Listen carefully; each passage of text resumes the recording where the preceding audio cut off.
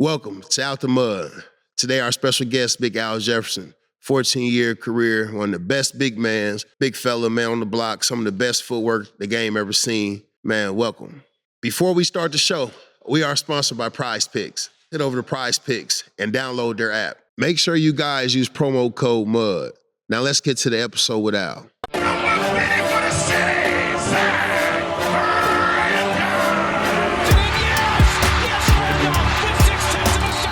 You show respect, you get respect. You disrespect, you get disrespect. It's just all hard. Grit, grind.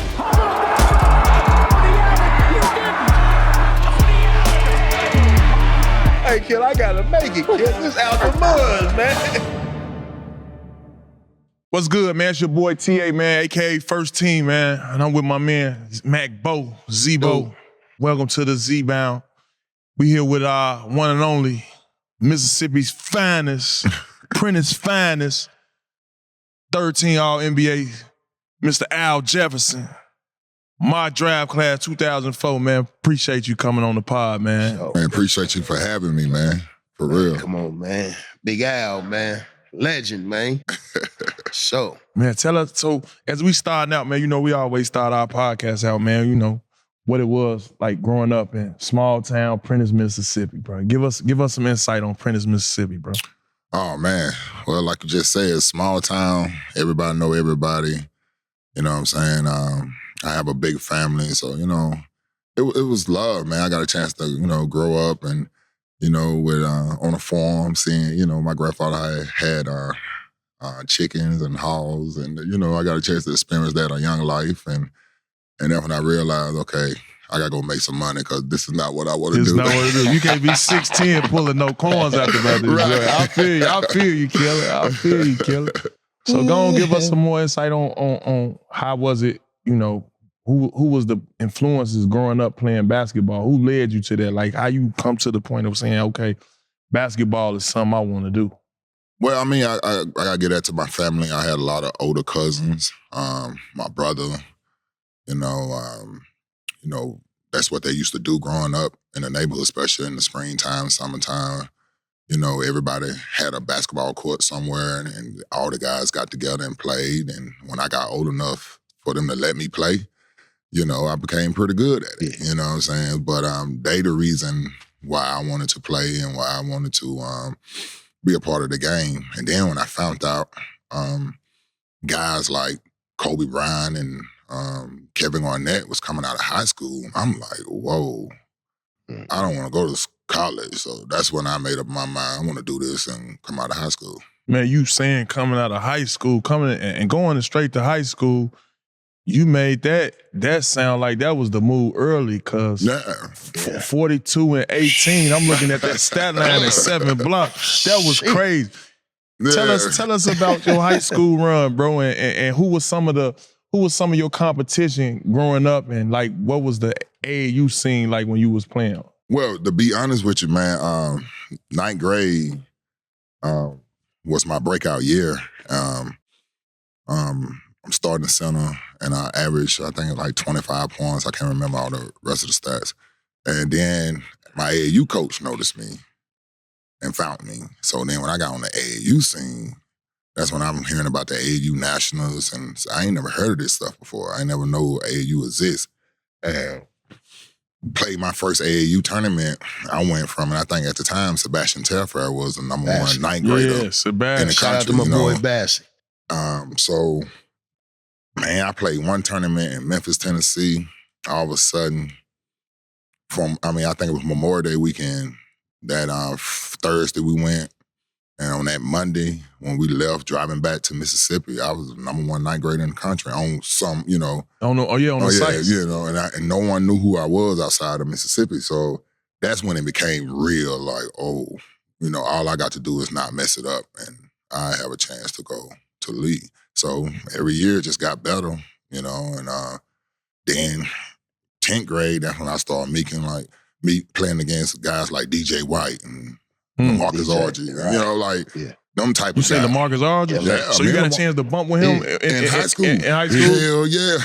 What was it like playing against bro? Just like it was like playing against him in the league. Mid-range fade away from the post.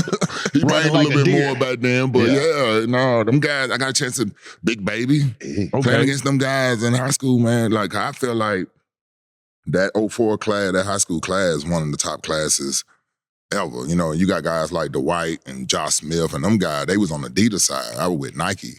So we didn't get a chance to play against each other like that until we meet in a big tournament. But yeah, man, I got a chance to play against them dogs early. Dig that, man. Being out in the SIP, man. We always wonder, like, damn, y'all got a lot of hoopers down there, man. Well, Mississippi was a football state at one time. Yeah. You know what I'm saying? Like before when I was young, you got a lot of guys played in the NFL that came from football, but it was known for a football state, but it wasn't really known for a basketball state till later on. We had some goon, don't get it twisted. We had some guys like Chris Jackson, we had Tony McDice, we had guys like that, don't get it twisted, but it was kind of like more controlled by football. Did you ever have your football moment? For me, like I had a football moment when I went out one day and my ass got hit so hard. Goddamn, and stood up and threw my helmet off and walked off the field. Well, when I was a kid, I thought I was going to be the next Jerry Rice because he was from Mississippi and he was so cold back then. Oh, yeah, shout out Jerry. And I played 7th grade, 7th grade football. And one game. That was it. And I was making bad grades at the time, so my mama took me off the team, and that was the best thing she ever did for me. Now, football was not my sport. Dig that. Football was not my sport. So I respect them guys, though. Right. So when did people start saying, okay, man, big fella? I know with me growing up, it was always people in my corner like, yo, stay away from them young guys you hanging with, man. You're gonna end up around the wrong route. Was it anybody stirring you away from, the neighborhood structure of the, community norms? Man, my 2 grandmothers, man, they kind of, my dad, mom, she had 7 boys, so uncles. It was tough, so the things, and it's so funny now that when I got grown, the things that she used to tell me as a kid growing up, I remember that just growing up, going through high school and stuff, just to keep me out. And then my other grandmother, I had the best of both worlds. My other grandmother didn't play the Nintendo. Like, she didn't play, And she was a big sports fan, and I remember every summer, every morning she'd get up every day and wash clothes. And, in Mississippi in the summertime, you got to get out there by like 6 o'clock in the morning because that sun come up by 8 and it's going to be too hot. So she used to get up every morning, go wash clothes. And while she up washing clothes, I'm outside playing basketball, you know what I'm saying? So in her head, like in her mind, she was really coaching me from a distance, but she out there watching me. So it was just more, my grandmother's kind of just set the tone. I had a lot of great uncles. I lost my father. I didn't never get a chance to know him. I lost him at 6 months. So like everybody kind of just filled in, to kind of replace. And like I said, I'm blessed. That's why I couldn't even make no excuses on me not having a father growing up because my family really stepped up for me. That's good, man.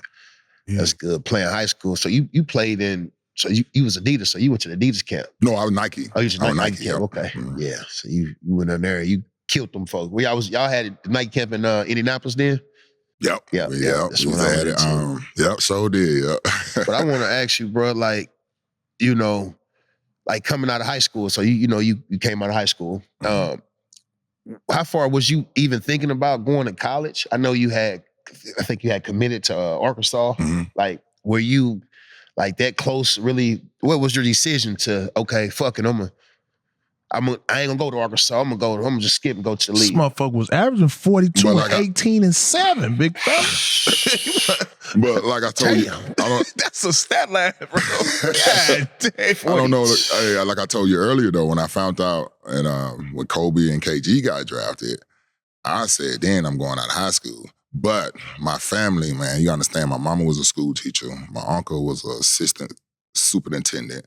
My grandfather was a school janitor. Like, education was big in my family. So I had to go through the process to keep my mama and my uncle happy. Like, okay, we're going to do this school stuff, I mean, but if they saying I'm going to be first round or If I have a chance to go pro, I'm gonna go pro. So Arkansas was the team that convinced me. I said, Who well, was the coach then?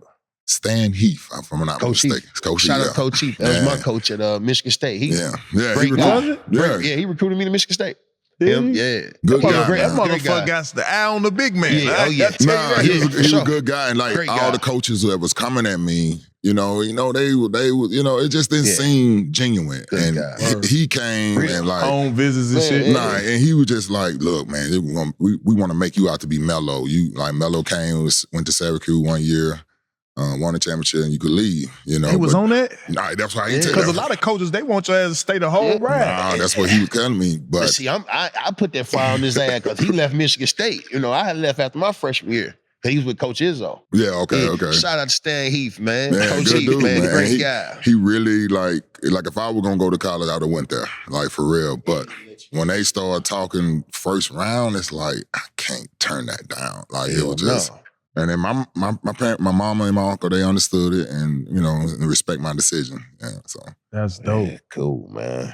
That's dope. So, man, after making what you make All-American? I mean, McDonald's I'm All-American? American, yeah.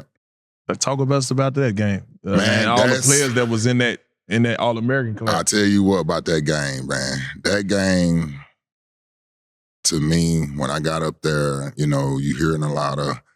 hear a lot of guys' name. Because me and Dwight Howard was at a camp together, but I had to wind up leaving. So we didn't get a chance to play against each other. But you hearing Dwight, you hearing Sebastian, you hearing about J.R. Smith, Josh Smith, Randolph Morris, guys like Sean Livingston. I didn't even know who the hell he was till I seen Champion him. Sean Livingston. He was like the top two. Yeah.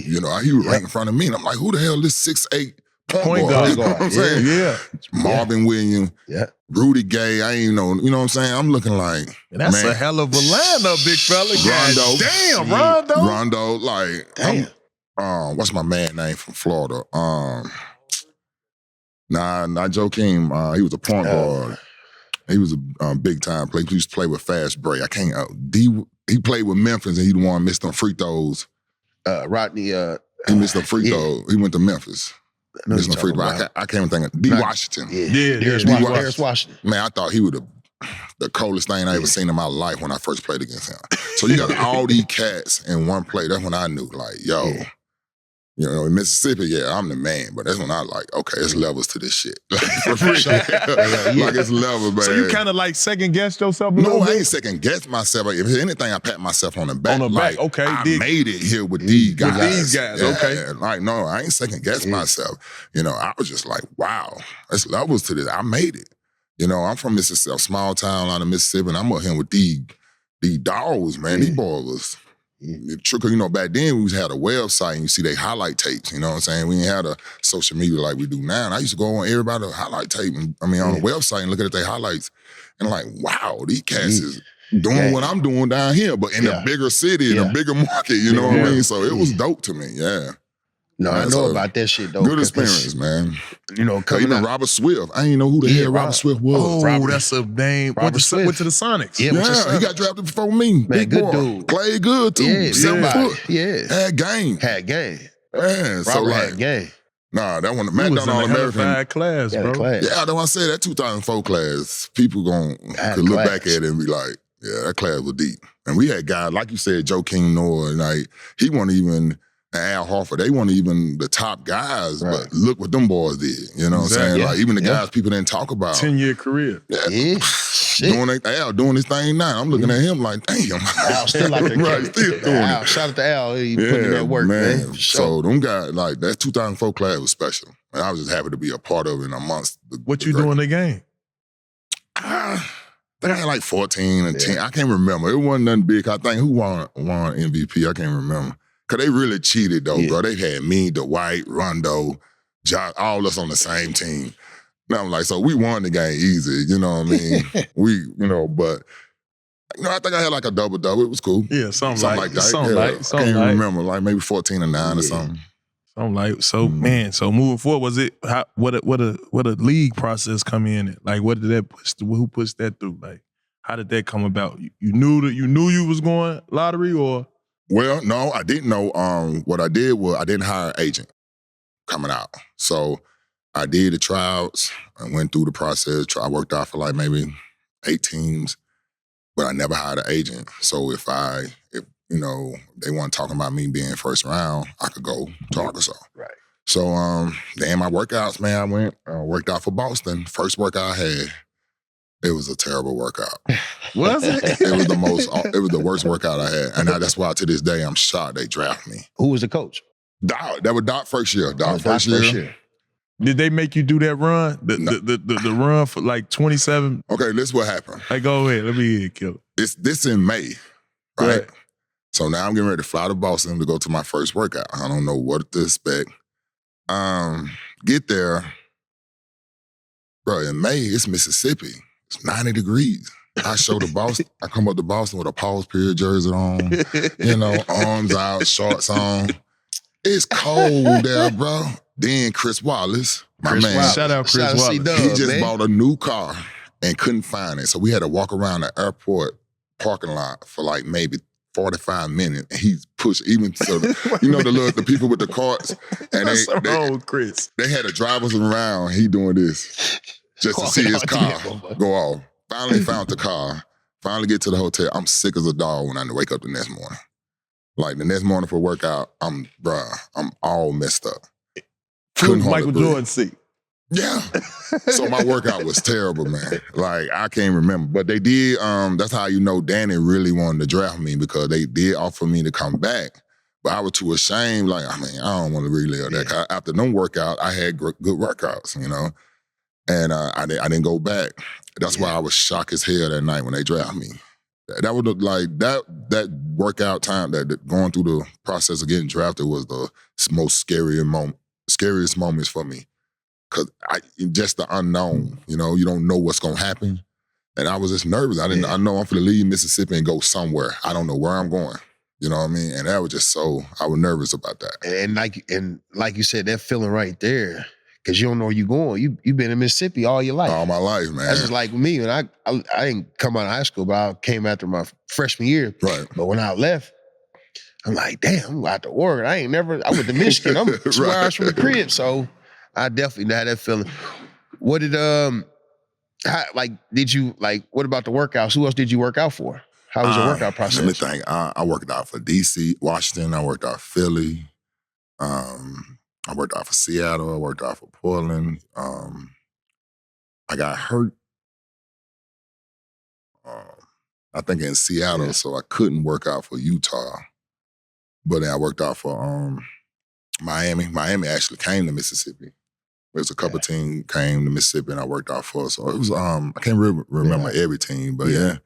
See, back then, that's what I did. I worked out for every team in the first round. Shit, I worked out about 16 motherfucking workouts. But I'm saying, when I worked out in the league, it was more so like I was going up with the guys that was possibility being first round. Y'all didn't have to. Yes, most of the same guys that I worked out with, but every team was in every workout. Like me and Josh Smith used to work out together a lot. You know, with the workout, you know, they used to make us play 2-on-2 or whatever the case. But it would be the same guys. Yeah. So like we come in Boston to work out, it'd be me, Eddie Curry, right, Joe Johnson. Like we have like 3 players that you want to work out. So but I don't know if that's how it is now, but I know that's how the workouts used to be back then. I wonder how they are now. Do they bring in, or do they just bring in, all right, I'm just gonna have you come in and wait, just your workout. Right. I don't think they that's even. what I was some guys was working out by themselves. Like I heard with Dwight and Okafor, they were doing one-on-one workouts. Like, you know, they were doing a workout on their own. So some guy would. Well, most of the time it would be about 3 or 4 big guys. Big. Darrell Wright said that because he was a high school kid and worked against Tony. Yeah. And then he found out what it was really like to go against like top players. Did you have any moment like that or not? Yeah, that's a good question. Did you have a motherfucker that you was in your workout like, damn, hold on, is this league for me? I'm not gonna say I had a workout against a guy that be like, okay, made me doubt myself. But, you know, when I started working out with the college guys that, you know, guys who was trying to, you know, clear for the draft at that time, you know, I could tell it was a big difference. And I can't remember I can't remember the guy's name, but I could just tell working out against the college, like we were just saying, most of my workout would be high school guys. I'm going guys I've been going against, you know, for a minute, but then when them college guys, they was a little different. Yeah. But you know, that's one thing I learned by going to college, you know, that compared going out of high school, you get that advance, like you know, they you a little learn more different. physical. Yeah, They you got the more weight physical. room They know how aspect. yeah. They a little more coached, a little, you know. So that's when I knew it was a little different going against the college guys, you know what I'm saying? Man, that's dope, man. Talk about draft night, man. Getting drafted to the Celtics, man. They get you. Like I said, man, I was nervous, man. I could cuss. Yeah. Okay. Bro, be yourself on the Out the Mud, man. It's Out the Mud, man. Be yourself, man. Look, man, I was nervous than a hoe in church, man. Cause you know how some guys go into the draft, like, you already know where you're gonna go, you know who's gonna get you. Like, I did not know. And I'm looking at the team, like, I had a dope workout in Philly, had a dope workout in Washington, you know what I'm saying? And I mean, Philly wound up getting AI, Iguodala, which respect, shout out understand champion, that, you know what I'm saying? And they weren't looking for a big man, but I just didn't know, man. And then you know how they have at the bottom, the top guys available, and they had my name. My name was up there for like 5 picks. And first of all, NBA didn't even invite me to the draft. That's why I wanted to ask you. Did you go? No. So you was in the neighborhood? They said if I would have went, I had to sit in the stands with everybody else. See, so you didn't get invited to the green room? No. Hell no. I didn't either. So we had a draft party in Jackson, Mississippi. And that was then. And guess what? That was the best. That was the livest time ever. That was $100 wings, 20 bottles of Hennessy. 100 bottles.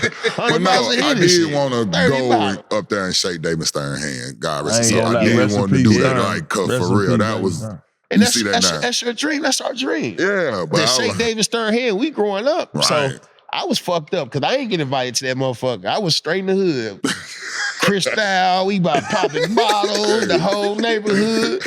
I'm glad I didn't go to the green room. I remember Jay Reed. I remember Justin Reed told me he was in the gym working out when they called his name. He didn't even know until after he got finished with his workout. Man, rest in peace, Jay Reed, man. Yeah, man, for sure. Damn. So they call your name. Call my name. Number 15. Well, we got the call probably about 10 seconds before they called my name. And that's when it kind of like, I didn't even have time to react. And then that's when it, boom, 15 pick, about 7 drafted Al Jefferson. Whole Prentice, Mississippi go crazy. It was nuts, I can't lie. It was big time, man. My phone, I had to put my phone in the, I didn't even have no charger. I had to put my phone in my truck charger. When I get back to my phone, man, I probably had like 300 missed calls, 100 text messages. Let me on some big fella. So it was a big deal that night. That's right, man. Dig that, man. Yeah. So, man, as we all know, man, you know, Out the Mud, we gotta speak facts. You know, I got drafted 2004 too. You understand me? So, while we here, man, I wanna skip forward to, you know, Summer League. I want to talk about our first introduction. Okay. I want you to tell the world right now how you met Tony Allen. Because I didn't know who the hell Al Jefferson was. I'm going to tell you that right now. I'm the biggest thing out of 95th and 248 West 95th Street, man. That's all I knew. You understand? So tell me, what was your first introduction to Tony Allen? All right, because the night we got drafted, the next day we had to go for the press conference. So, we all had our family up there and friends, you know what I'm saying? So we really didn't get a chance to chop it up. So then, like a week later maybe, we had to go to Orlando for Summer League. So I'm sitting on the bus, you know, T.A. come, and anybody who know T.A., y'all know T.A., right? T.A. come on the bus, yo, Joe. Killer, you averaged 42 points a game in high school. And I'm looking at him like, do he got the right person? And I'm like, my name is Al, it's not Joe. He like, oh, nigga, I know what's your name. But I really thought the man was calling me Joe. I'm like, bro, my name not Joe.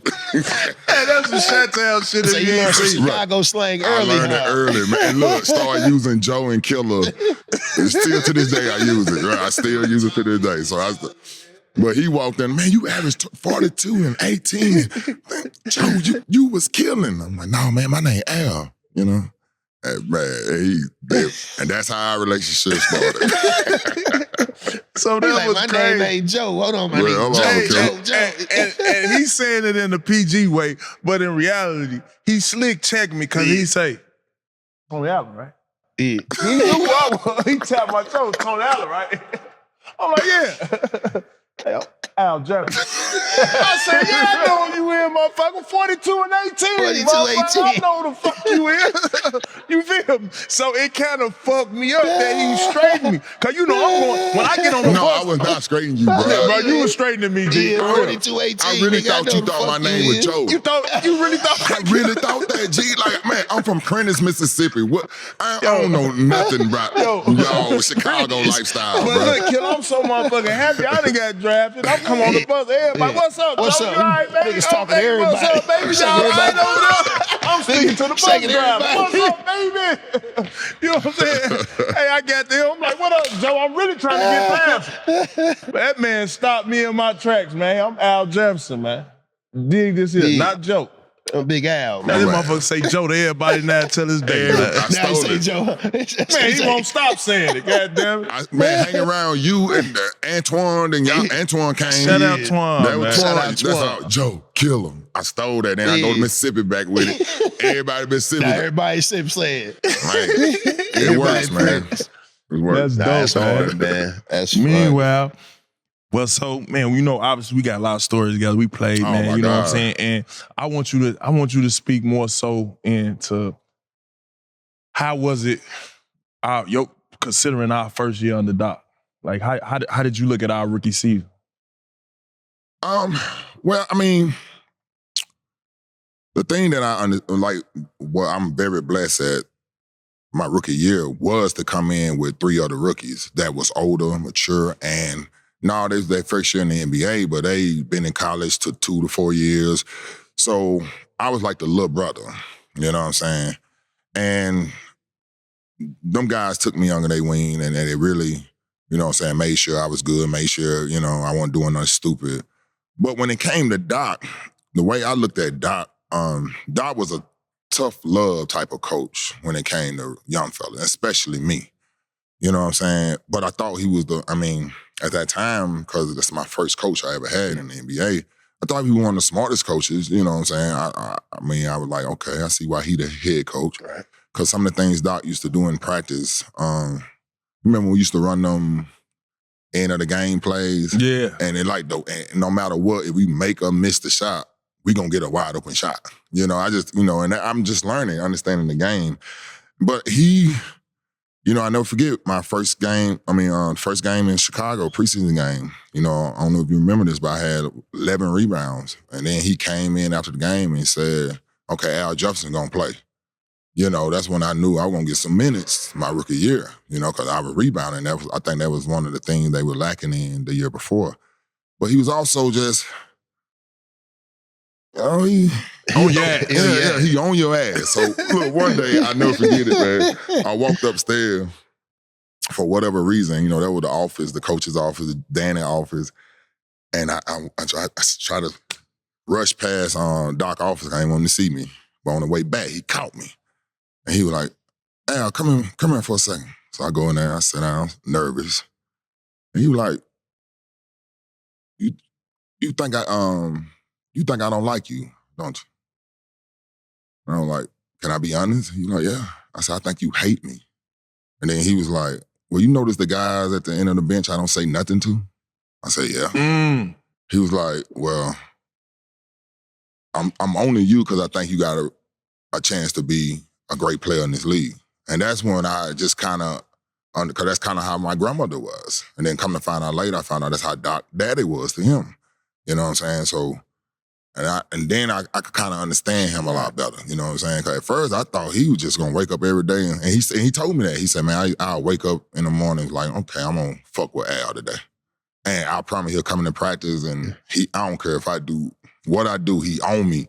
You know what I mean? And I just really thought the man hated me, but later on in life, I understood what, you know, once we had that conversation, I understood what he was doing for me. So That was dope, man. Yeah. What was I'm trying to think.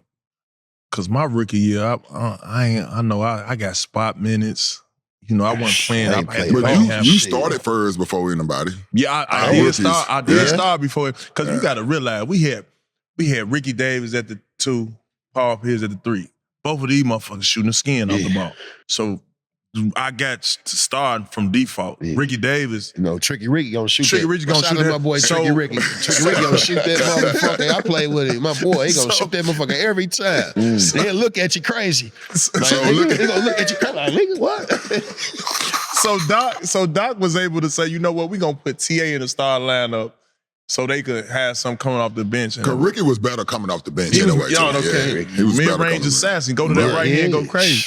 But how was your playing time and being a rookie, like not playing, like you just averaged 42 and 18. Let's be for real, Kev. So your rookie year, like, did you expect the play coming right in, or like how was that mindset? Man, that's a good question, because this is the thing. Coming out of high school, and like I told you with the McDonald All-American game, being around them other, you know, the great guys in my class, you know, I humble myself then going into the NBA, and I'm like, okay, I'm not expecting to come in and, I mean, because you had Paul Pierce, who I grew up watching playing, Gary Payton, you know what I'm saying? Shout out GP, you know what I'm saying? So I'm looking like, okay, I'm just going to go in there. Because I remember my second year, man, the coaches, I started talking more and, you know, and being more loud in the locker room. The coach like, you talk? My rookie year, I didn't talk. Outside of being around us, I listened. I paid attention to everything. So I didn't go in expecting to play. I mean, cause then I get with Perk, you know, he just got drafted the year before. Perk, like, out of high school. And this was the thing with the, remember we had the IR, you had to be on IR, you had to be on that for 5 games. So Perk was saying, man, look, don't get down on yourself, because he was on it pretty much the whole year last year. And he was like, don't get down on yourself, you got to go through that. So I'm just, you know, I'm preparing for, I'm not saying preparing for the worst, I'm just learning and want to, you know, when my time comes. But it came, man. I was averaging probably, 10 minutes a game at one time my rookie year. And some, like you said, some games I didn't play as much. That's good. But it was just like every time when I got a chance to go out there, man, film, you know how film section is. Trust me, I just gave them a load of the film section. No, I got the story to match your story. You remember that time we played against Chicago? Yeah. And Tyra Thompson dunked on me, and I was late for the helps that. And he rewinded that shit probably 10 times. And all you see, like how T.A. said he did him, all you see this man shitted on me, man. And I got to watch that 10 times, bro. I'm sitting there boiling. This is our second year. I'm boiling. He said, and again. And again. Doc Rivers was rewinding ass coach. I ain't gonna lie. You know Tyra Thompson now. He was athletic, man. He putting it on the board. I'm telling you. Man, that hurted my feelings. But no, I didn't go in expecting nothing, man. I went in just gonna work hard and do what I had to do. And then if I, you know. What's happening? Big shout out to my Out the Mud family. You guys already know who we're partnered with. The best place for daily fantasy, Prize Picks. Prize Picks is the #1 daily fantasy sports app. It's the holiday season, y'all, and Prize Picks is blessing y'all with $50 instantly if you play with as little as $5. All you have to do is pick either more or less for a shot to win 200 times your money. They even offer MasterCard for quick and easy deposits. Join now, because this holiday season, Prize Picks is giving away 2 free picks in December.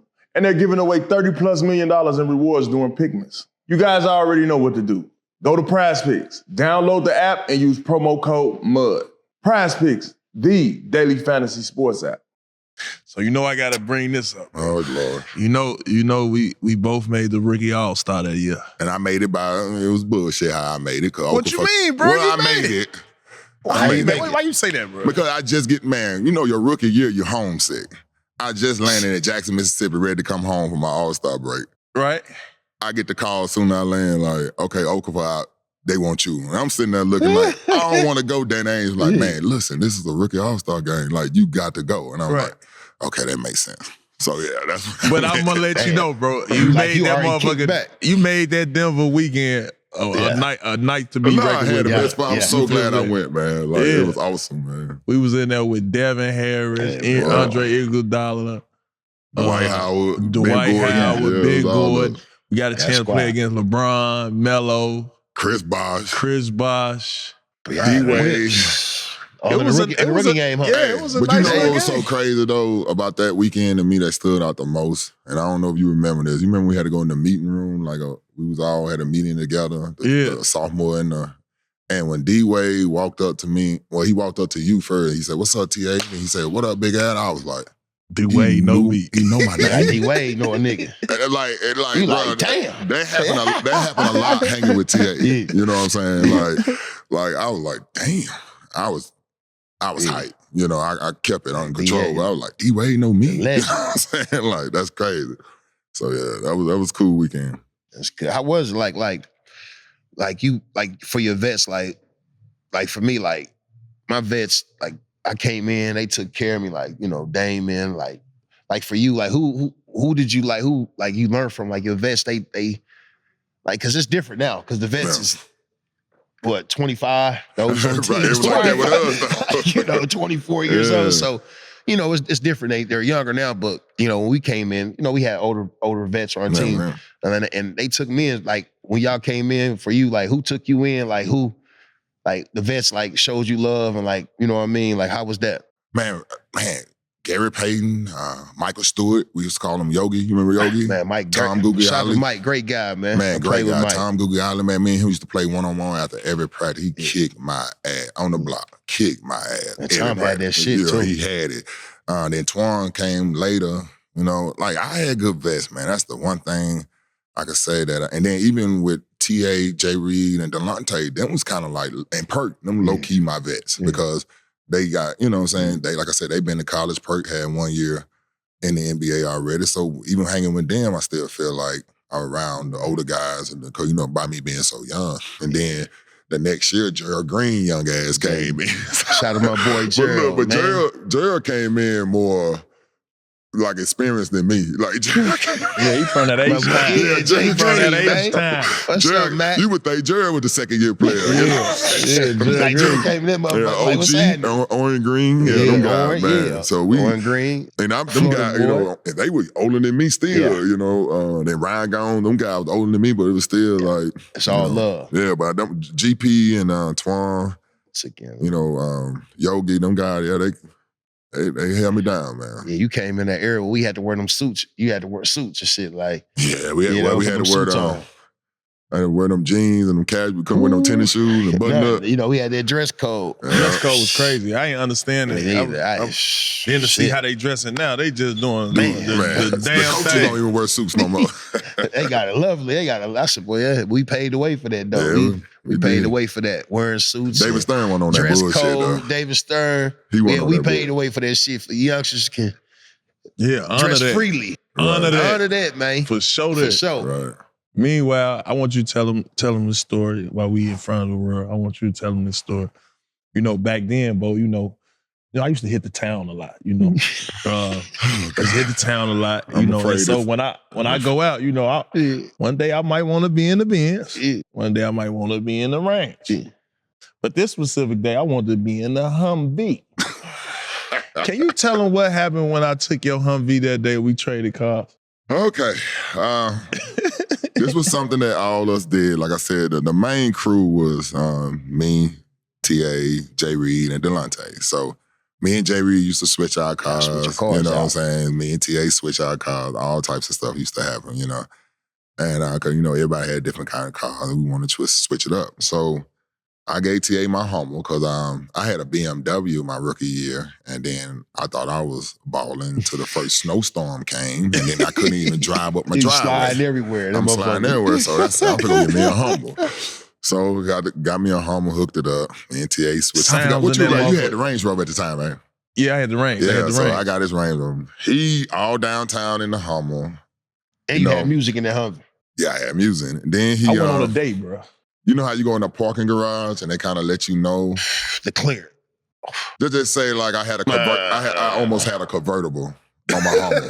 The man went through the parking garage and damn, they took my whole top of my Took the whole top Damn, fool. Bro, I ain't call. Listen, I go through it. This when Cheesecake Factory just come out, bro. Yeah. Cheesecake Hold on, Factory. man. So you done went down in the parking garage. In the parking where I'm man. trying to go to, you know, my cheap ass. I'm ready to go pay that little $12. You know, valet $100, $80 around the corner. I was like, hell no. 12. I don't know. I'm saying, hold on, we gonna pay this $12. Baby girl, be cool. We finna go eat some wine and dine. Be cool. Man, I pulled through that motherfucker. That motherfucker said, boom. I look up. I said, they shooting. I say they shooting this motherfucker. Man. So I get through that motherfucker. Boom, the whole roof just came over. I went on park. Look back. I looked at the top of that motherfucker. Hold on. You ain't stopping reverse, bro? No, I just kept going. I was speeding. Now, boom, I shoot through that motherfucker.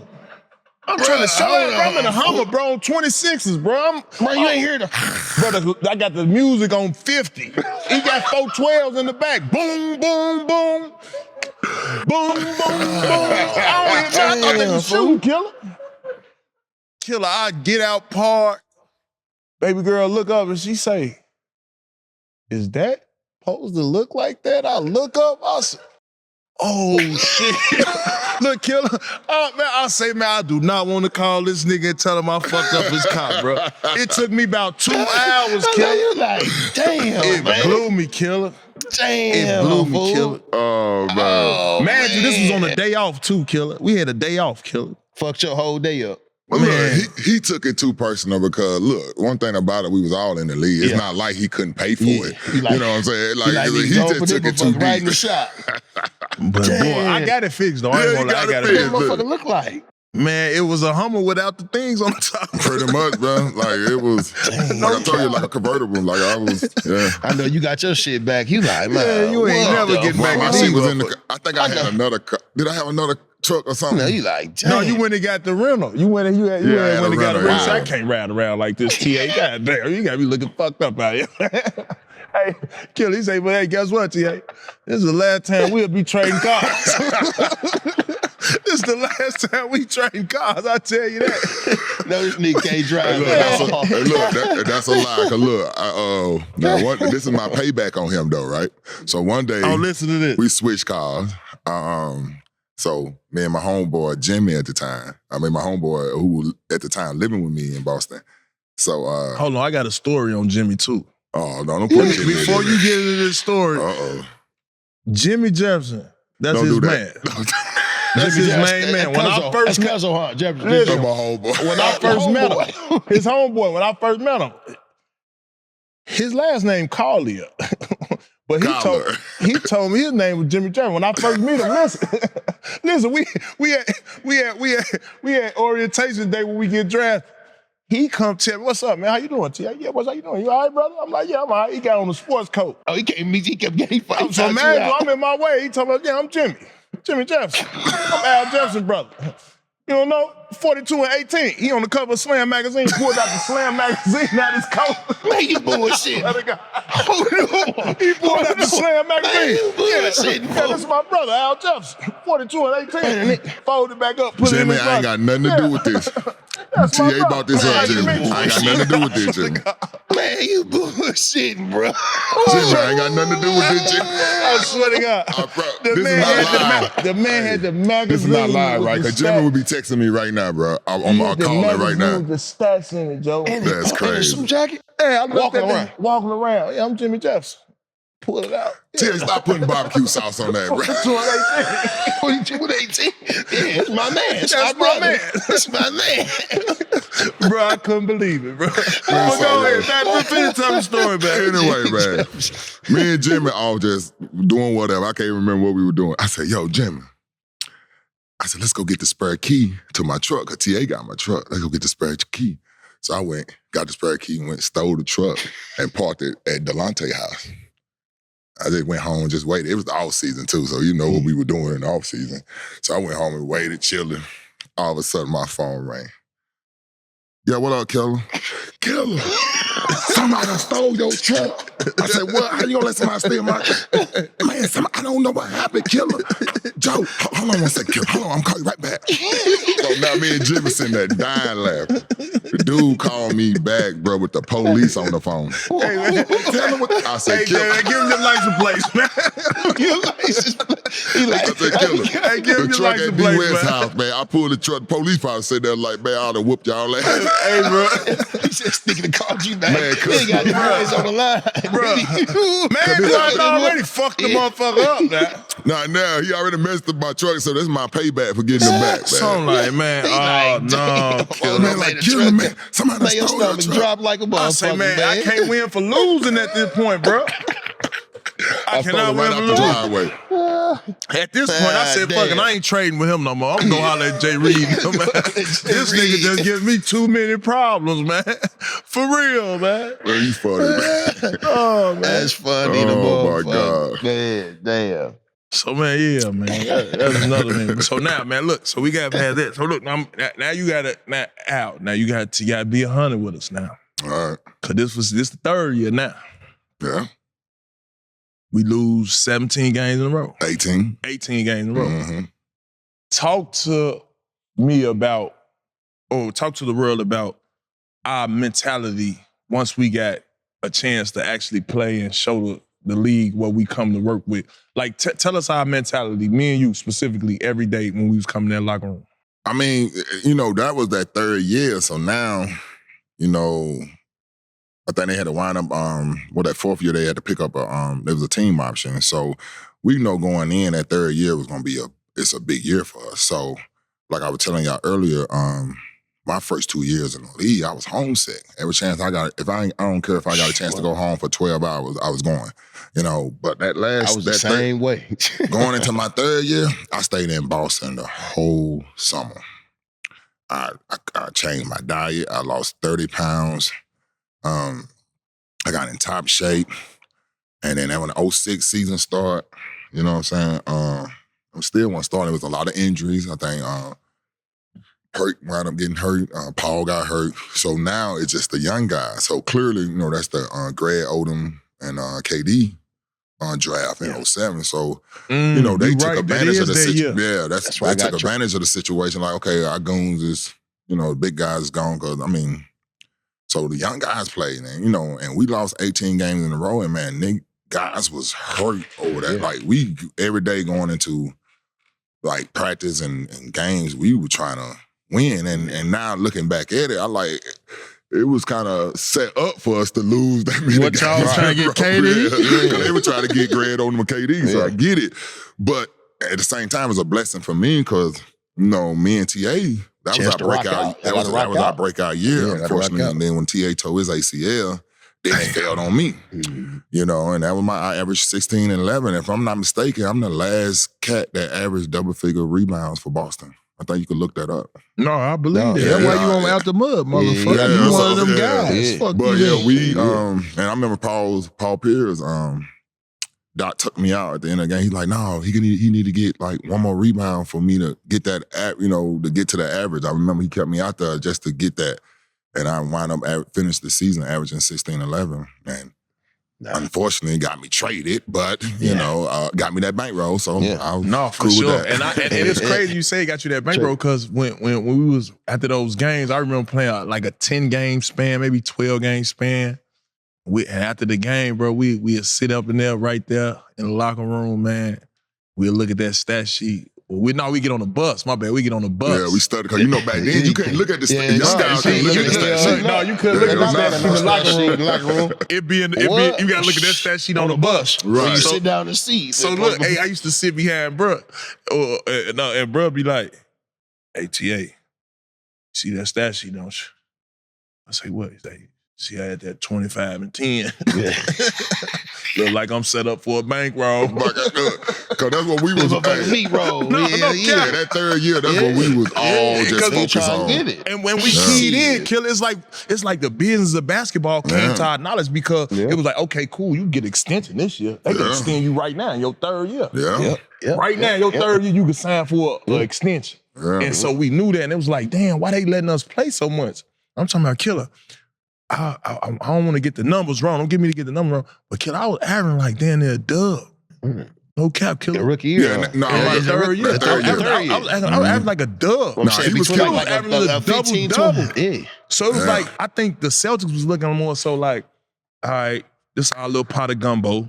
What we gonna do is we gonna get rid of this guy, we gonna get rid of this Right. guy, we gonna keep this guy, we gonna, you know what I'm saying?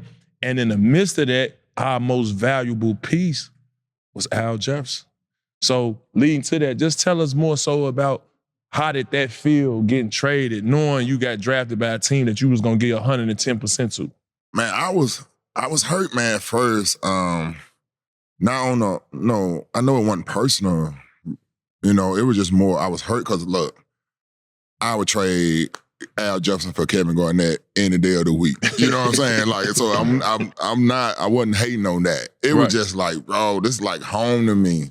Y'all like my family, my brothers. Like, I ain't gonna know how I gonna feel to go in the locker room and not see TA and Delonte and Perk. Like, I didn't know how that felt. Like, you know, even though we did get traded, like me, Gerald, Ryan Gone, there's a bunch of us that left. Yeah. You know, and them more of the guys that came Delonte? after us. No, Delonte went to Seattle. Remember, he got traded for Ray Allen. For Ray Allen, okay. Yeah. And then, so, but it was just like, man, Shit hurt on it, fool. it was different, man. That shit different, And man. then See, I ain't never been traded, killer. yeah, I know. So So you y'all don't- could talk more to that. Yeah, Like, like Yeah, it was different, that man. shit different. especially couldn't draft it by Yeah, that team. and then like I was saying, because you there, what you was you I your was there first 3 6 years. 7 yeah, 3 years. 3 years, So yeah. you getting used to something, and they tell you trade that shit. Like I was in Portland, man, 6 7 years. They traded me. I was sick as hell. Right. So I definitely understand. You know, but I understood from Boston point of view. I mean, KG at that time, then you already had Ray Allen. I'm thinking like, you know, you remember first KG said he wasn't coming. So I'm like, it's gonna be me, Paul, and Ray Allen and all us. Then all of a sudden, I'm like, then I'll never forget, man, I'm in Jackson, Mississippi, heading to the airport for the fly to Boston. You know, it's off season. He called me. I'm like, oh shit, it's DA. What's up, DA? How you doing, man? Yeah, hey, what's up? I said, nothing, everything cool. He said, what you doing?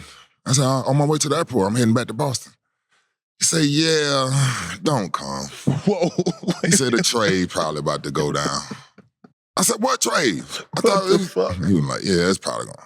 I said, well, Danny, I appreciate you just for drafting me. Yeah, and giving no, me a that was chance. G. Like, That's yeah, respect. That was G. I ain't That's gonna lie, that real, was though. G. But He called you. Yeah, Because I tell you how called me. KP Respect. just did me when I first got traded. He ain't tell. He looked in my face. Yes, yes, Zebo, we're not trading you. I promise you. He rejected the I pick and got you. roll. I'm like, I go upstairs 10 minutes later, draft call. I'm getting traded to New York. I'm like, Right. God damn, niggas, I'm sick of them motherfuckers. Right, yeah, But nah. nah, at least he called you and DA called you, then and let you know. So he did. That's He did. respect, man. 'cause Respect. It don't happen like that.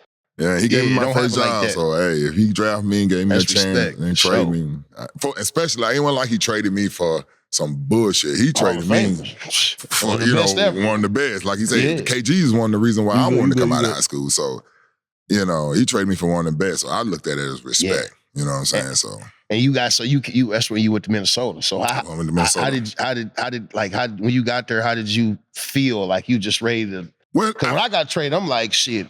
I'm showing what's that. I'm like, I Showing what they fumbled on. You got me fucked up. Like I'm still that. You know what I mean? Right. I went to the Knicks. Eddie Curry, that's my boy, but yeah. I'm coming. I'm big dog. Like, Yeah, but what's you know, up? Like I'm ready to whoever in a way. You know, shout out to my boy Eddie, but you know, I'm coming in taking shit. You know what I mean? Straight up. but getting to Minnesota, it was like, okay, I'm the key piece again for the trade to KG. So I know they finna build a team, try to build around me. So then get a chance to work with Kevin McHale was amazing, man. Kevin one of the McHale Hall of was, Fame. Hall of Fame. bro, Coach he McHale. was one of the most coolest guys ever, smartest guys, you know, and you know, me and him used to work out to practice. He taught me so much when it came to my footwork. Now go back, let me give him his respect. Dave Wood, you remember my assistant coach Dave Wood? Shootout That Dave year Wood. I told you I stayed in Boston that whole summer, me and him put it in. That's when that footwork started becoming what it was. And then to leave from that to go to Kevin McHale, it became a whole nother level. So, you know, it was fun, but we was just garbage. We were young. Yeah.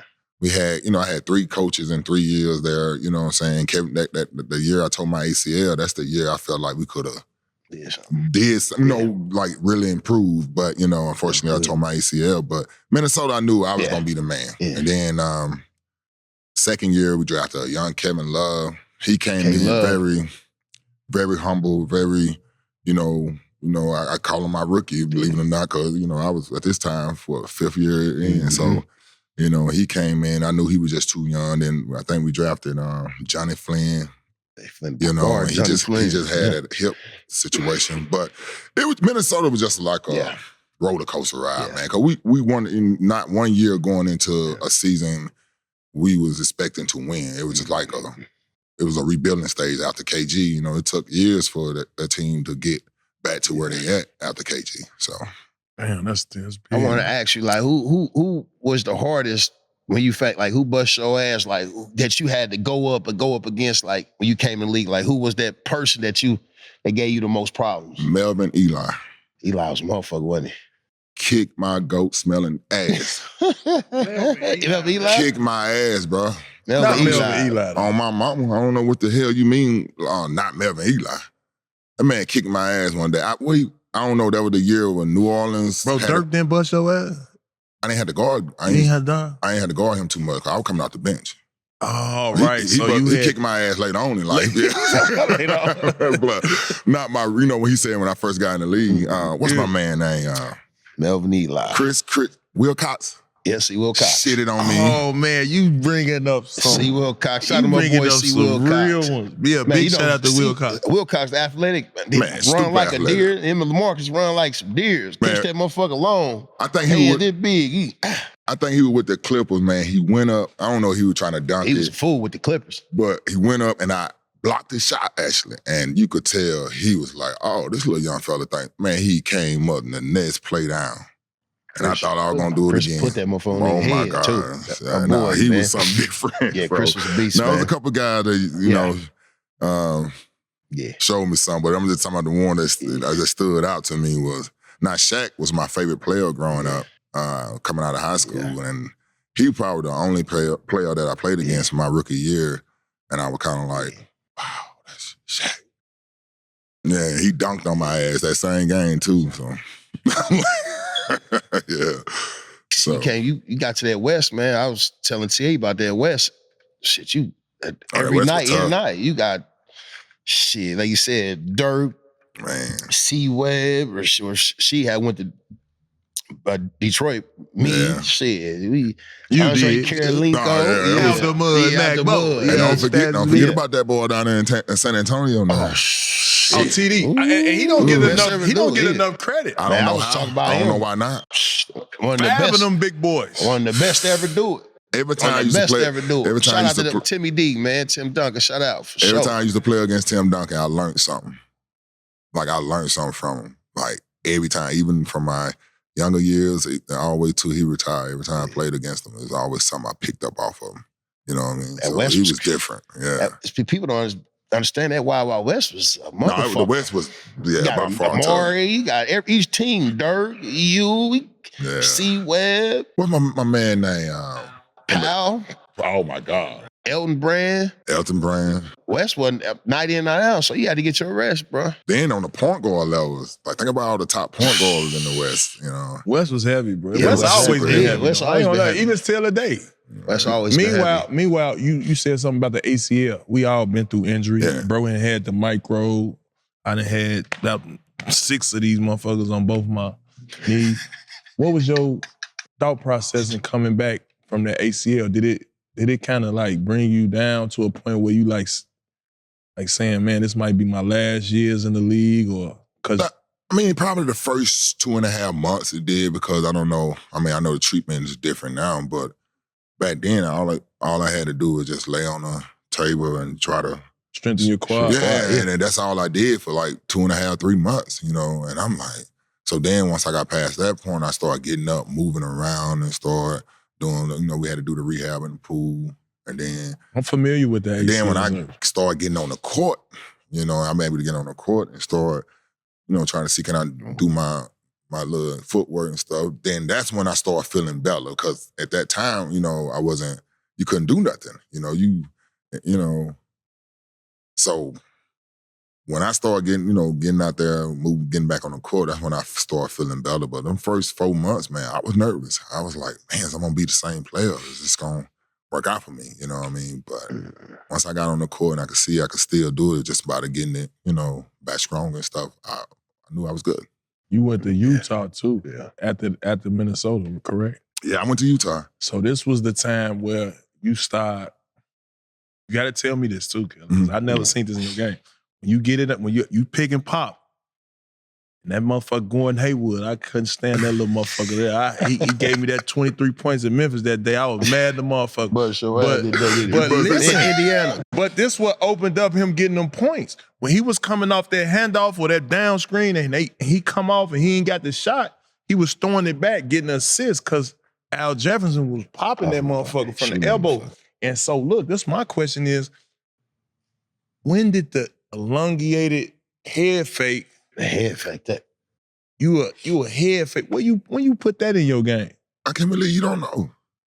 I'm you don't remember when our rookie year, Paul Pierce used to have us to come to the gym late at night? Oh, and play the ones. Like it's 7 o'clock and we get shots up and we play, get shots up and play one-on-one, this and that. Right. I stole my ball fake from Paul Pierce. The only thing I did it with one hand. Man. You know what I'm saying? But I stole it from Pete, like my first couple years in the league and watching him. Man, He had the best ball fake I have ever seen. Like he used to get all the way up to his tiptoe. And head fake them. And head fake you. So I stole it from him. Yeah. But when I was younger, I was just, I'm kind of still, young and athletic. So but when I got a little older, and then especially when I told my ACL, I want that athletic guy no more like that. So, I never been really athletic, but you know what I mean. Yeah, you a jam that moment. So that's when I kind of stole his ball fake. You know what I'm saying? I mean, that was on the scout report. That motherfucker pump fake. Now, if you get a motherfucker on the Coach Howard's where he cuss motherfucker, yeah, Zebo, you got you on the pump fake. And we went over that shit all the time. Zebo. No, you never went for my ball fake because you didn't jump like that. With Zebo, I used to have to just go over top of it because he wasn't jumping.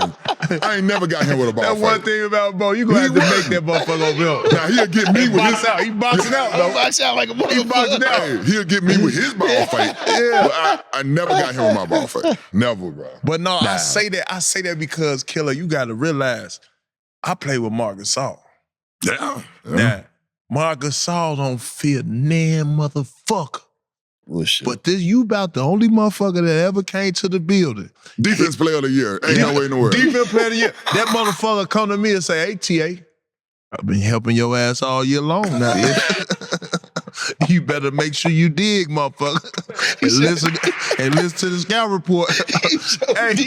Because he knew for a fact. He knew for a fact that you were coming to work, Killer. And it wasn't just, I ain't finna say it was just my man, because my man, DPOY, his resume speaks for itself. But what I'm saying is, you gave motherfuckers havoc in that motherfucking post, homie. It's time for some game with yours truly, the grandfather, AKA First Team.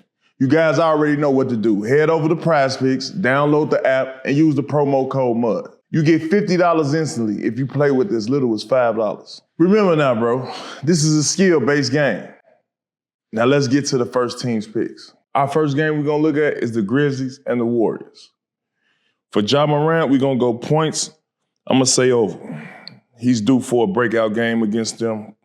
Back in the grindhouse. I like Ja Morant over in points. Let's see, Draymond Green, great defensive player. I'm gonna go over in rebounds. Triple J in points, I'm gonna go over. And with that being said, you already know who's winning the game. We're going to the next game, Knicks and Timberwolves. Cats returning back to Minnesota. I got Cats on points. We're gonna go over. He's definitely looking for some revenge. Then we're gonna go Julius Randle in rebounds. We're gonna take the over. I'm gonna give you guys one more pick. We're gonna take the Clippers in the Mavericks game, and I'm gonna give you guys Luka in points. He's definitely gonna destroy the Clippers. And that's it for the picks with me this week. Make sure you go to Prize Picks, download the app, and use the promo code MUD. now let's get to the episode. No, but it's funny. Here you go, bro. It's funny to hear y'all say this, but because like I was just telling you, we talking earlier, bro. Appreciate it. When Memphis coming in town, and this was really in Utah. That's why I feel like we used to have our battles with y'all. Or going to Memphis, and because Memphis always pressure on me because my family could drive up here, so I'm gonna have to leave 20-something tickets. Oh yeah, you got plenty of love up there. You got plenty of love up there. And then I gotta go ahead and deal with Zach and Mark. TA, let me tell you now. Hold on, let's see. When he first got to Memphis, this was the first he got to Memphis, right? Yeah. So, me and TA, we came in together. That's my boy. He don't want a championship, He got a little Hollywood after he won a championship. That's cool, though. So, he get to Memphis, we get to the game, and we getting ready to play, and I'm like, what up? What up, TA? What up? He like, after the game. Ooh. This how he did, man. He like, Hollywood after the game. Wait a minute, hold on. I'm like, man, I know your mama, you know my mama. You mean after the game? And then we played, I think we lost. After the game came, showed me all the love of the world. I'm like, damn, so bro. we came with like shaking. And I was like, okay, he different. And I'm gonna explain that, That's bro. that championship level. I ain't never got to that level. Bro, let me explain that. Let me explain. Nigga ain't gonna say one word to you on the court. Let me explain that. Damn, bro. So let me explain that, bro. What's up? So that's my man. Al Jefferson, my man. I'm not gonna doubt that. But it was a level of focus that I had to have to where, hey, man, ain't no fraternizing. Yeah. Right. No, I get Ain't it. no fraternizing, man. I get it. Because I want to be standing up for my soldiers, a la Magbo, a la Marcus Gasol, Mike Conley, so on and so forth. And it was like, yo, we just went over a whole scouting report on Al Jefferson. What the fuck I look like running up on the motherfucker like, what's up, big fella? How you doing, big fella? Yeah, you all right? Much love. Yeah, you doing good, bro. We done saw your last 5 games out of 25 and 15. Now you been killing out here. Man, you been killing out here, man. I couldn't give him that much credit. So I had to fuck him up mentally and be like, wait a minute, this nigga TA didn't say what up to me. Bro. I had to have him thinking like that. No, but no, I didn't even take it personal. Yeah. It was just the fact of like, I remember kicking it with you right after y'all won the championship. What happened? Bought 20 bottles of champagne. Turned up like a No one drinking it now. It was just the fact to see 20 bottles coming through the club with the, how they had the fireworks and all that. Tony Allen ordered 20 bottles. That was what it was all about. Cause we ain't drinking I ain't drinking champagne like that. I know, yeah, TA, and I would have changed too. I would have got Hollywood. Don't get it twisted. If I'd have got a ring. Got that ring. Shoot, I would have been like, you know what I'm saying? Like, yeah. So it didn't surprise me. I said, oh, he's still on his stuff. And the reason, what you just said again? What we was at in Minnesota? No, we was Memphis. I was with Utah. You was in Memphis. Cause when you go to Memphis, 11. 11, right? So I was in 11, Utah. 10, 11. I was in Utah. I thought you was talking about, okay, Which game you talking about? We was in Minnesota. And that was the day I had the ring. I had the ring that day. Oh, yeah, you was stunned. I had the ring on my finger that day. We went out to Root Chris? You went out to Root Chris, it popped out. Yeah, you was stunned. Y'all was stunned that night on me. I say, God damn, Al Jefferson, he told us, hey, man, but listen, man. Well, I feel like I should have got a ring, one for the That's what I was about to say. He said, that's really Somebody my could ring. have got me a little fake ring or something. He said, that's really my ring, TA. Because if the trade wouldn't have went down, you motherfuckers wouldn't have won. I know, right? Look, I'm just being petty at that time. I just like trying to make them feel bad, But for me, I wanna give you your flowers as a big man. Cause man, he was tough he was one of the best to ever do it, especially on the block. And shit, I had to get my rest too when you was coming in, cause I know you was, you were giving nigga ass 42 and 18. No 42 cap. 18. You don't get your motherfucking rest. You don't get your rest. But I just want to give you your flowers because for big man, the game has changed so much. Yeah. We can't do that shit. We try to go work out with the guards and get into the drills. They tell y'all, Zebo, get y'all back down to the bigs. Right. Now today, you got the bigs doing what the guards do. Right. And the game has changed. You don't see the post like we play on the block catching that motherfucker. Nothing like that no more. You don't see that no more. So what would you think with our game coming to the league now? How do you feel our game would have been? Do you feel you would have been a first round pick, or do you feel like, damn, man, we might be in China. We might be I mean, getting that money overseas. You know? way I look at it though is like you just said earlier though. When we was coming up, you know, the guards on one end, the bigs on the other end. You know, now I think everybody on one end and learning the same thing. And I think we would have adjusted. Yeah, we would have adjusted. You know what I'm saying? Like we would have been. Cause like look at Brook Lopez. Like I'm hating on him right now. If I'd have started shooting Shout out threes, Brook Lopez, you know, man. if I'd have started shooting threes, he's still doing his thing. You know what I'm saying? Like he adjusts early. You know, I just never thought this day would have came. Me neither. You know what I'm saying? And to y'all credit, Killer, y'all wasn't no bad.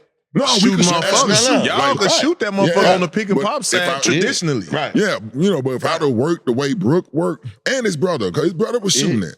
Like Al Horford. I mean, Al always had a smooth jumper, you know what I'm saying? Mid-range jumping this. But then over the last 8, 10 years, they want his ass started working on step back a little he bit. knocking them He down. knocking them motherfuckers down, too. You know what I'm saying? So I feel like I could have, I probably wouldn't have been, you know, the respect that I have as far as my footwork and post move. I probably wouldn't have had that.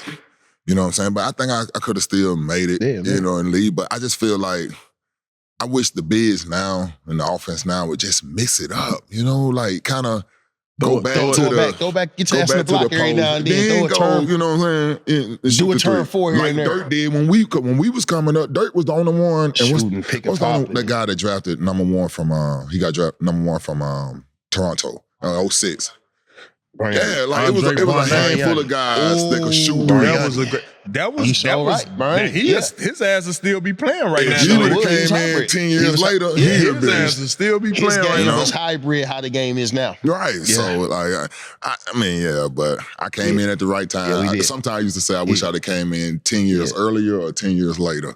You know what I'm saying? Depending on how the games was played. Yeah, because in the 90s, that's all it would have been our game. That's our game. 90s is our game. Exactly. You know, the money wasn't the same, you know. That was our game. Throw that bitch to the block. Turn throw four. It to the block, you know. Because I remember Doc gave me a four. Doc gave me a video probably my second year of Moses Malone. Yeah. And I didn't know nothing about Moses Malone. I watched that video and he was like, yeah, I want you to watch this and tell me about it. And like basically was telling me like, you could have that type of game like him. And I was like, wow. You know, and I kept that DVD for a long time, man. You know, because Moses Malone in the 80s was a beast. You know what I'm saying? So that, you know, but I think now it's just more, these big guys showing how skilled they is, man. Like, they definitely it's crazy. It's crazy. When you was in Utah, did you get to play with Mo Williams? Yep, my last year. He came. We each got traded from the Clippers to Utah. So we played together in Utah, and then we also played together a half a year in Charlotte. Yeah, Mo, my which guy. Transitioned us to, you know. Mo, the reason I wear 25. Oh, yeah? Yeah. Shout out to Champ, man. Yeah, y'all both from Mississippi, man. Yeah. That's why I asked. He's a good dude. Meanwhile, while you was in Charlotte, man, you know, that was pretty much your year to where, you know, you made all NBA status. And talk to us a little more about that year playing with the Hall of Fame, one of the greatest of all time, in some people's opinion, Michael Jordan, playing up under him. How was that, bro? Oh, man, it was, I mean, by this time going to Charlotte, that was my, fourth team? So I was, and then they wanted me. You know, I was a free agent, really, for the first time. You know, so they kind of, I had a chance to go where I wanted to go. And kind of like what I was telling y'all earlier about Arkansas, you know, how they convinced me. They were genuine. That's how I was. I mean, they came to the meeting with Coach Clifford and Patrick Ewing. I'm sitting there looking at Patrick Ewing, you know, that's a living legend to me. They were like, man, we're going to run the ball through you. You know, we got the young guy, woo this, woo that. I'm like, I like it. Then when my agent called me and talking about the money, I'm like, oh, shit. Yeah, I'm going to Charlotte. So, man, it was cool, man. Like, it was a good experience. And Michael Jordan, I ain't gonna lie. I mean, even though I met him a couple of times in high school and over the years, but the play for him, and Michael Jordan just like how we is when we together talking shit. You know what I'm saying? That's just, he says normal, just like any other guy, man. He just talking shit, you know. So it was fun, man, you know, just to have that experience. And, you know, we had a chance to make a playoff run, and I made all NBA and then make the All-Star game. But hey, I feel like my game. No, you finished up strong though. That's big. It was fun, man. That was a good experience for me. And then to watch Kemba Walker become like a a young player with a lot of potential to that guy, to watch him overnight do that, it was amazing.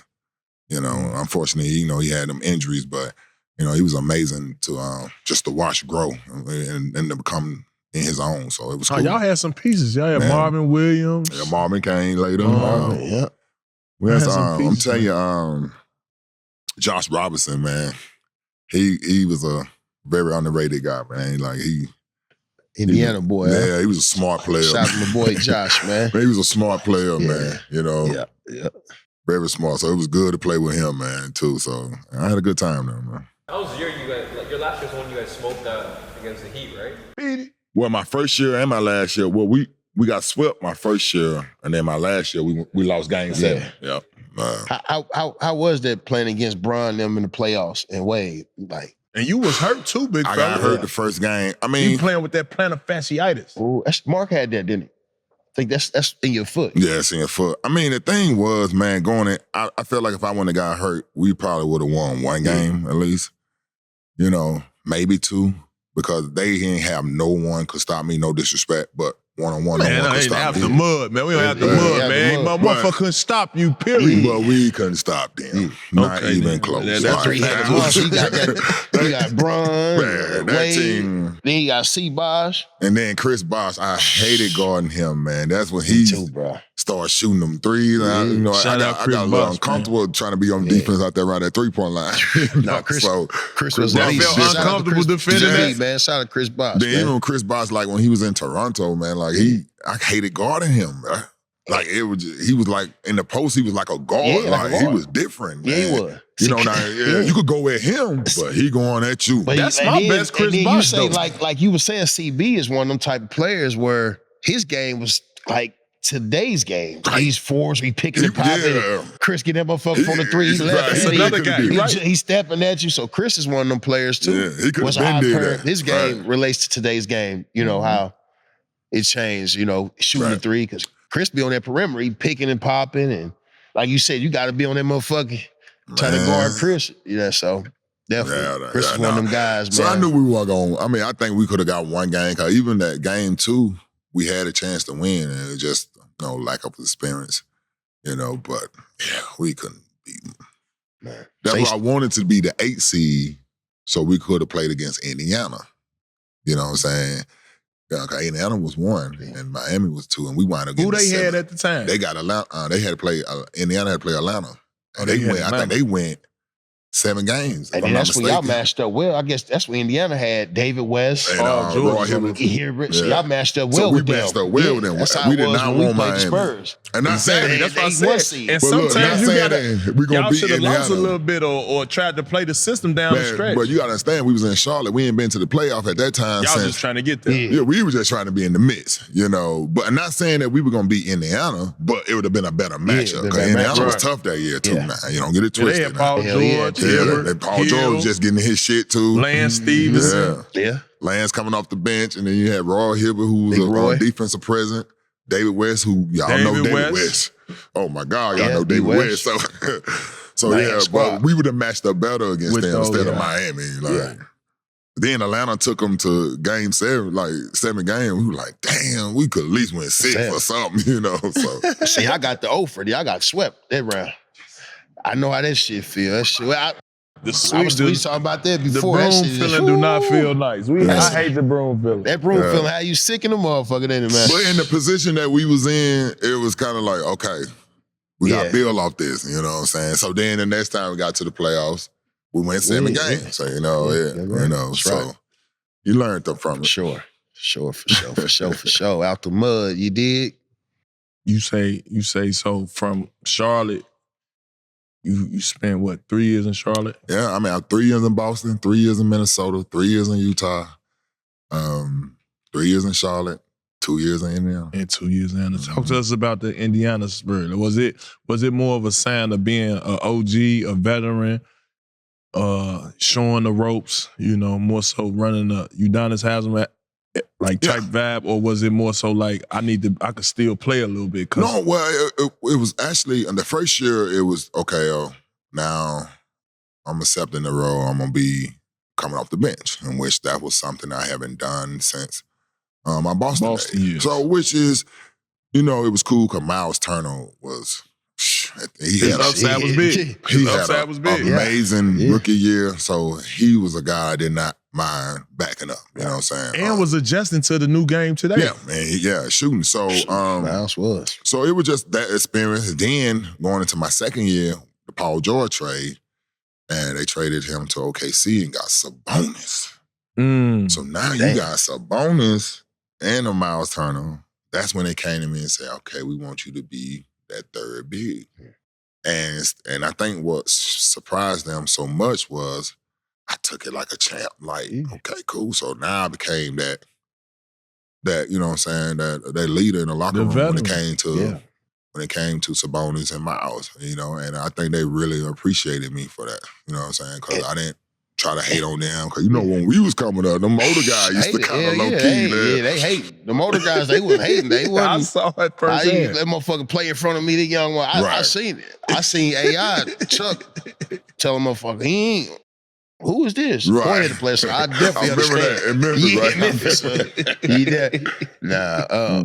But that's crazy because you kind of like me. That's like me. Like TA was with me when I had to come off the bench. See, we've been starters our whole career. So, like you said, you was professional.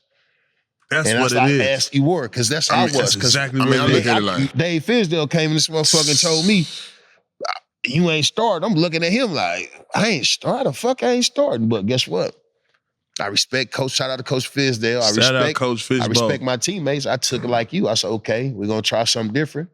I'm on board. So I'm still champ. I'm still making $10 million a year. And you're professional. You always been like that. And then, like I said, even with the KG trade, like, okay, like I said, I would have made that trade. But then with Miles Turner and with the Sabonis, I'm looking out. And then, like you're saying, the game unchanged. It's not that old school, the ball to the basket. But I'm going to tell you, the best fun I had during them seasons, though, playing pickup with them young boys before the game, man. Like, all the little 3-on-3s before the game? we used to play like a 4-on-4 or 5-on-5. Have it go. We used to have the best games, man. Just sitting out there, just playing it to the point the guys in the locker room, they couldn't wait for us to come back. Be like, who won? Who won? Like the game. And then even GMs used to be out there like, damn, y'all got Al Jefferson out here playing pickup with the. Man, that was my game. I remember when you used to say that, like. When you in Boston, this is my game tonight. This is how we're gonna play. So I wasn't playing, but I go out there and have fun with them young guys, man. And I learned to love it. So with that being said, you think like today's NBA, you seeing all these young cats, they all over the place. They doing this, they doing that. They dressing like this, they dressing like that. They shooting these threes. They pretty much running the league. Like they get to do whatever they want in today's game.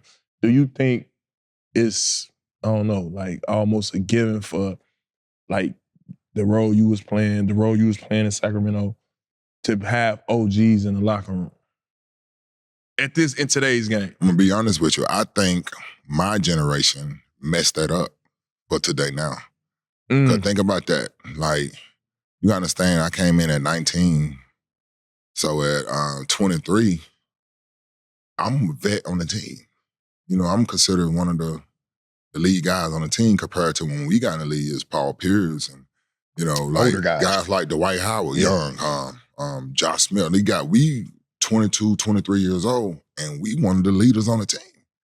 And I just feel like it was on us, but it's not saying that we did anything on purpose or personal. It's just like we was young, so how can we, kind of like teach the young guys when we still trying to learn. You know what I'm saying? And at that time, them older guys that we named earlier, they was fading away.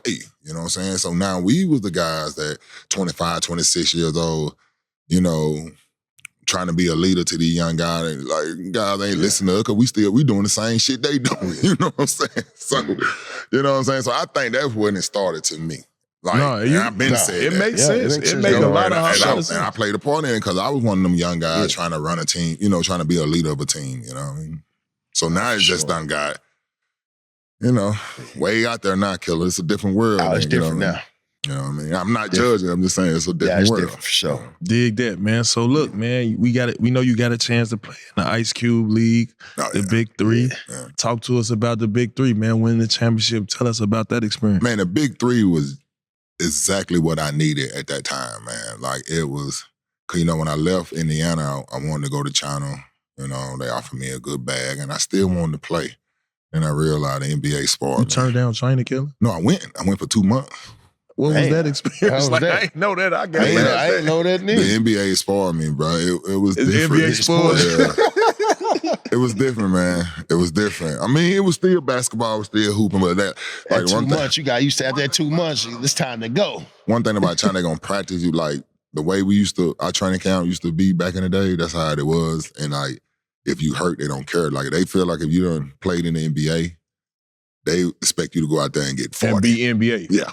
So it was different, but then when I came home from that, I was like, okay, I'm done, And then my man, Pargo, called me and talking about the Big Three, and it was just what I needed. It was just that last little scratch, that last little inch I could scratch, I should say. And I did that and got a chance to win a championship the first year. And it was a great experience for me. Was the life just as rock star as the NBA? Did you? I mean, to a certain extent, because you play once a week, And Q putting on. Yeah, and then you travel. At them time we were going, still now, you go to pretty dope cities and you just travel once a week and practice the night before, so you get a chance to, kind of give you that little NBA vibe just once a week. Sure. You know how we used to play, 4 or 5 games a week. Yeah, so it was what I needed at the time, man. It was perfect. Had a chance to just, experience that. Then I won, got a chance to win a championship, playing with Joe and all them guys. It was crazy. Y'all boys out there killing too. Oh, yeah, it was cool that first year. I had my mom. We was going to play. COVID year, I was telling you. I had T.A., Lester Hudson. I was coming to take. I was coming to bust your ass. You'd have been dangerous in a half-court game, bro. I ain't got time to be wrestling with you. Big Reggie Evans, man. Y'all niggas just strong. Like, I don't want no point. I'm like, man, I retired, man. I ain't got time. It seemed like Reggie Evans is getting worse. Not as a player, but for how physical he is. Motherfucker. Bro, it's like he getting, I should say, better. Hold on. Bro, the dude. He's doing leg press and bench press. He's still doing the same thing? He's still going the same way. Like a motherfucker. Saying up top, that was me. That's my boy. Once again, like how me and you, me and Reggie cool though, but he ain't gonna stop him playing. We battle. It's like the older he get, the better he get. I'm talking about, bro, me and Reggie, we cool off the court, but nigga on the court, we about to literally fight. We stand at the nigga, he playing Seattle. We about to fight at the scores table. Reggie, a real dude. He ain't backing down or none of that. Florida boy. Yeah, he a Florida boy. Good dude, my boy. Like, strong in the motherfucker. Wait, what about that Seattle team? Reggie and Danny. Together. Oh, Danny. Now, Danny, you gonna have to scrap. That's where Reggie got that shit from. Danny. That's where he got it from.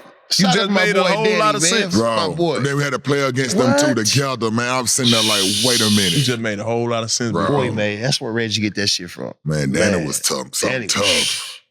Man, Danny was serious, boy. Man, I remember in his counter, like how y'all were talking about, like, every time we had to play Reggie, the man would be nervous. His first year, second year, he was like, oh my God. He's scared of Reggie. Yeah, he was scared of Reggie. He's like, young fella, you just got to block him out early. Dog. Look, he's going to push you. You got to stay on your ground. You got to hit first. He's not hitting first. Reggie going to hit you first. Reggie going to hit you, bro. Lord have mercy. Out the mud. You dig? Yeah, I want to ask you, what's your favorite NBA moment, your career? What was your favorite NBA career moment? Oh, that's tough. I got a lot of them that, that stands out. But if I had to choose one. Getting drafted. I think when the first time I hit my career high, I hit 40 points. Damn. Hit 40 points against, I want to say it was Jason Kidd in New Jersey. Kid, Kmart on there. And then actually I had, that week, I'm going to put that whole week, I hit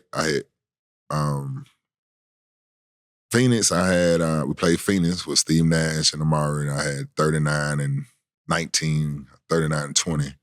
Then we went and played Boston for the first time since the trade. they double teamed the hell out of me. So I think I only finished with 19. Then we had to play New Jersey that Friday, and I had 40 and 20. So I won Player of the Week that week, and I hit my career high. So I think that was, if I had to choose one, that was a big moment. I wish I could have kicked Boston ass, because I remember after that game when we first played y'all, Danny Ainge came to me after that game and said, "What the fuck you trying to do to me?" Like, cause we almost beat y'all. Yeah, y'all almost beat us. We lost like by 1 point. This is the first time I'm coming back to Boston. Yeah. So like it was, I have to say that week was probably dope. Yeah. That's and cool, that kind of established my, myself and people kind of, giving me my respect. Well, man, you definitely got our respect and got our flowers and definitely out the mud, man. Grit and grind, and you did it your way, man. And you was a beast, man. Man, I appreciate it. Nothing but love, respect, man. And that mean a lot coming from you, man, because for sure. that's, Yeah, for sure. I did not like going against your ass, but we had a bunch of great battles, man. Oh my God. Battled, man. Killer, I used to have to soak in a fucking hot tub. Also, you got some of the best footwork, the best hands that ever played in this game of basketball. You know what I mean? I appreciate that's that. For real. Appreciate that. And not only that, man, I always call you like, man, a beast in the post, a great friend, a great father, my partner, man. That ain't these tight jeans.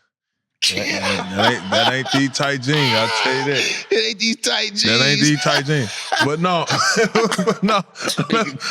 but what I wanted to say was, man, I really appreciate you coming to bless the platform, bro. Like I say, man, I know you as a good father, man, a good brother, man. Like I say, one of my best teammates of all time, alongside the Bo.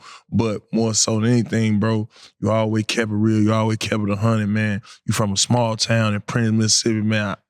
I've been down there. Many times. Plenty of time. Yeah. And just to see you come from up under that, man, and make it to the biggest stage, man, I want to give you this present, man. I want to give you the Out the Mud t-shirt, man, and let you know, man, you get your flowers for sure, Out the mud, man. Out the mud, man. Hold on now, it's not going to be tight the way you wear your shirt. Hey, no, slow down, low down. Oh, my bad. Oh, okay, it's a double S. I'll take it. So much love, man. Appreciate you blessing the platform, man. Sure. Like I said, man, whenever you want to come back, show some love, fuck with us just on the humbug, bro, you more than welcome. And, man, like I said, I love you like a brother, man. Man, I appreciate that, man. Out the mud, the mud. Big Al, man. Out the mud, you dig? Appreciate it. 100. We did that, man. Come on, man.